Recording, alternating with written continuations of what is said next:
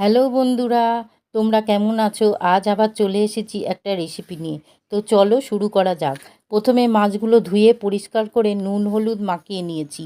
এবার কড়াইতে তেল দিয়ে মাছগুলো ভেজে তুলে নিচ্ছি। এবার দুটো পেঁয়াজ আর 4 কোয়া রসুন একসাথে বেটে নিলাম। এবার কড়াইয়ে মাছ ভাজার তেলেই পেঁয়াজ রসুন বাটাটা দিয়ে ভালো করে ভেজে 4টে কাঁচা লঙ্কা দিয়ে হাফ ইঞ্চি আদা গ্রেট করে দিলাম।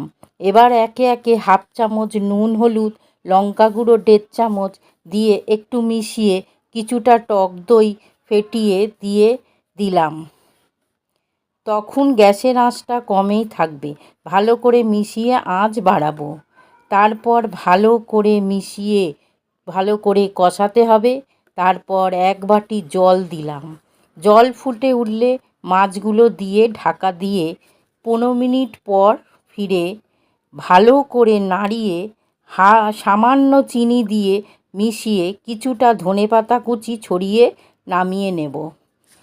বন্ধুরা দেখো কতটা লোভনীয় লাগছে, দেখে জিভে জল আসছে। ভিডিওটি ভালো লাগলে পাশে থেকো বন্ধু।